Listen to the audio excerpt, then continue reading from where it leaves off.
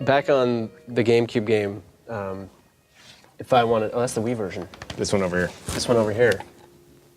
If I wanted to visit somebody else's town, or I wanted to somebody else come to my town, all I could do was basically we would trade memory cards, and we couldn't even play together in the same town. That obviously changed once we got to the DS version. But how's the multiplayer in this game in terms of sort of the kinds of things that you can do together? We talked a little bit about the island, but what else is there that you can do in town? If you and I want to play over Wi-Fi, we have to have our systems friend up. So it's not a software-based friend code system. It's the hardware. It's on the hardware side. So once we've established that, you and I can set up a time, and I can open my gate, and you can come play in my town. Once in town, I think most of the activities would probably, at least me personally, the one I'm most looking forward to is just going out to the island and engage in those tours, because I feel like in past versions of the game we did have the timer, and people would kind of make up these games using that timer. But with Tortimer there hosting these tours, you have like these real mini games you can engage in. So, and then certainly, like I said before, Bill, if you want to come to my town and check out what kind of furniture I've got and things like that, how I've set up my house, and that's always something I think a lot of people have a lot of fun doing. Yeah, Raiding other towns for loot. Okay, that's Nate's style play. Well, that's also how you get the different kinds of fruit too, is by visiting other towns. Certainly. And so that still exists. Oh yeah, definitely. And just to expand on what Reiko was talking about, if we're best friends, there's an additional level of communication that we can have, at least in terms of setting things up. That way, I mean, you remember how in the like in the DS version, you basically would have to have your gate open, and then people could come to your town. If we, within the software, have become best friends, then I can actually send her, I'll see that she's online. Actually, I can actually send her a message saying, hey, open your gate, I want to come over. So it's not like you would have even had to set a time. It's just you see that, I would see that Reiko's online, and I can be like, yo, I'm coming over. One of the other features that we haven't talked about yet is Spot Pass. What can we expect in terms of Spot Pass content for Animal Crossing?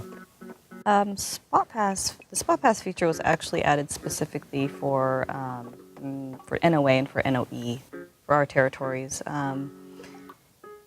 because just the environment in which you're playing is different. And by that I mean, in Japan, Street Pass happens really, really frequently. People take trains. It's a different community culture. Here, you've got people living in remote parts where they don't cross, they don't have an opportunity to pass by people who have the game. So in order to make sure that people receive the Happy Home Showcase, this is where Spot Pass, the Spot Pass feature is used. It's a Happy Home Showcase, which is the top part of your town. Through Spot Pass, what we're going to be doing is sending out official home data from Nintendo. So, who knows whose house you could receive through Spot Pass, but it should be an interesting piece of data that people receive.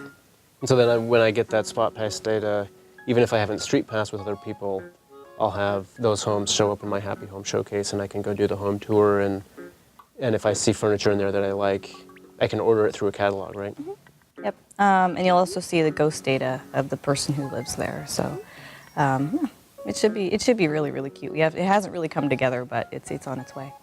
And you can, of course, still Street Pass as well. I mean, that is fully functional for people who are in more urban areas or in areas where they get to Street Pass a lot. You're still going to get a lot of people's homes from doing that and be able to wander around. I like it not just for ordering stuff, but just for getting ideas, frankly, for layouts of houses and how people are decorating. Yeah. I have absolutely no sense of that myself. I need to research. Also, there's something called the Dream Suite this time. Dream Suite is actually another public works project.